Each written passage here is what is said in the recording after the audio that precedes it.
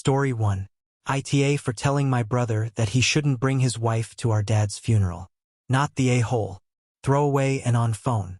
My brother has been married to his wife for 4 years. His wife, I will call her Sara, is on the spectrum. Sara doesn't have much of a filter. If she thinks of something, she will say it. This hasn't been causing issues until this last year. If she said something that was inappropriate/rude, someone would correct her, usually my brother, and she would apologize. There have been a few uncomfortable situations, but usually we get an apology and everyone moves on. The main problem started when Dad started to go downhill. He has had many health issues before, but he went really down last summer. My mom is the main caretaker of him during this time. Sara during this time has made comments, rude/inappropriate comments of him. She usually apologizes, but my mom's patient is basically dead. Many conversations were had about it. A big blow-up happened at Christmas. Sara made a comment about how he looked and how all the tubes around him remind her of a hamster. It wasn't appropriate. Yes, we all know he looks like crap, but he is dying. My mom told her to get out of her house. She apologized, but my mom told her she never changes her behavior and her apology means shit to her. Big argument later, and that relationship between them is shaky. My dad passed this week and the funeral is this weekend. My mom is a wreck and I called up my brother.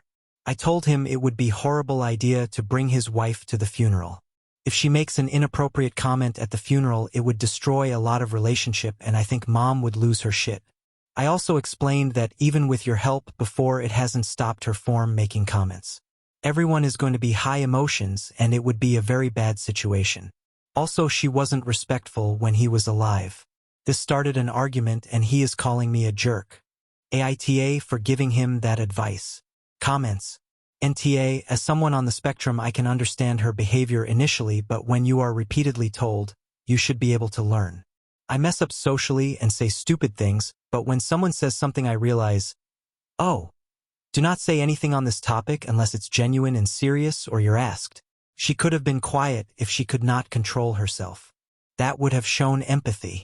When I don't know what to say and know someone doesn't like what I do say, I just quietly be with them and try to help in any way I'm asked. I think too many have just excused her. It's okay to have the excuse the first time, maybe even the second. But after that, no. She's just not trying. She's a major for it. Your NTA. Edit. I appreciate the people who are sticking up for the SAL, as I have been in her position before and messed up over and over. I am going to mess up again in the future. But my diagnosis does not and never will give me an excuse to hurt someone. I work hard to learn when I mess up and improve. When someone tells me not to do something, that it hurts them, I try to understand why and work on myself to store that information away to never repeat it. If I can't control myself, I remove myself or be quiet. I have had people not include me in things because I'm the way I am. I understand it. I don't speak for everyone with autism and do not claim to. I have my experience and this is a judgment sub, so I gave my opinion. Honestly, I didn't expect this comment to pop off and it's a tad overwhelming. Especially the insults. But I am very heartened by others who shared their opinions and stories. I feel for the SIL. Quite a bit. Because her mistakes are ones I have made and likely will make again. That didn't make me less of an if I kept repeating what people told me not to. Comment 2. Second, this also autistic here. Definitely have been in situations where I've accidentally said inappropriate things, but it sounds like Sara and your brother are using her autism as an excuse for actually shitty behavior. Autistics can still be arseholes.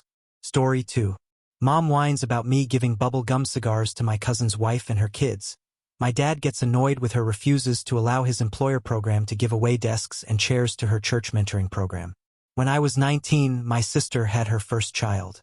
At the time, I was still living at home while working part-time and attending school at a local community college.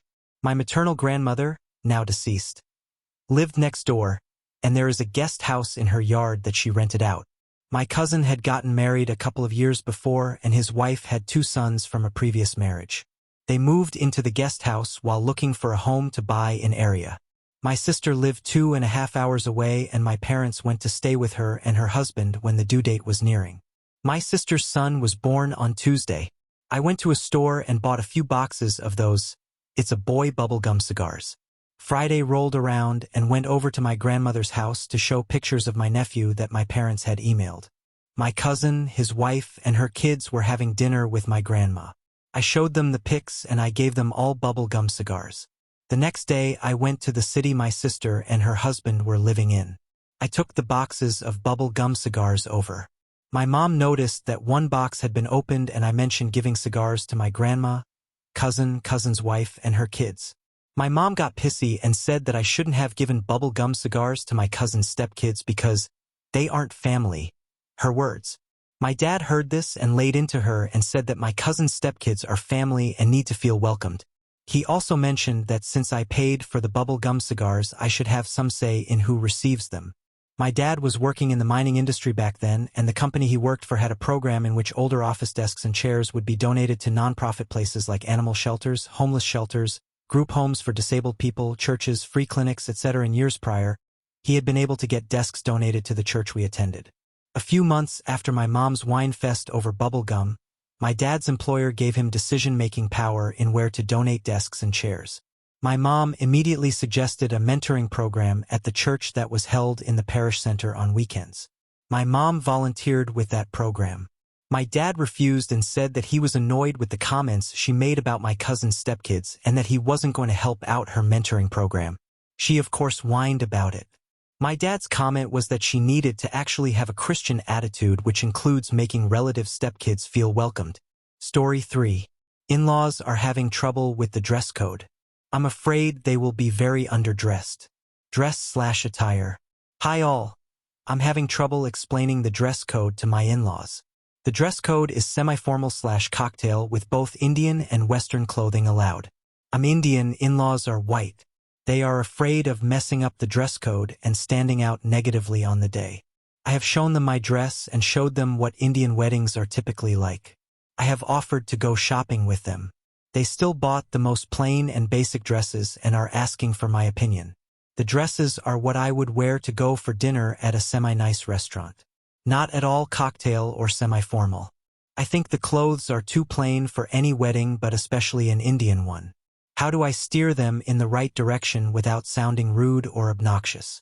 I don't actually care what they wear, but they are very conscious and concerned about being perceived negatively. Edit. I don't know how to add pictures in the comments, but the dresses they picked are what I would consider summer casual. They have also joked about people on their side showing up in jeans and a t-shirt, and this is after the dress code was communicated to them. I feel like I should have said formal or black tie, and that would have gotten me to at least somewhat fancy attire. Edit 2. There is some confusion in the comments about the dress code I gave. The dress code is Indian semi-formal or Western cocktail. They understand what Western cocktail means. They don't think it means cowboys.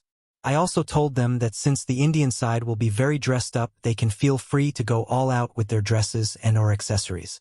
I offered to take them shopping for Indian clothes if they wanted to wear that instead. I showed them pictures of suitable dresses and accessories. The dresses picked after all of this were plain summer casual dresses with none to minimal accessories.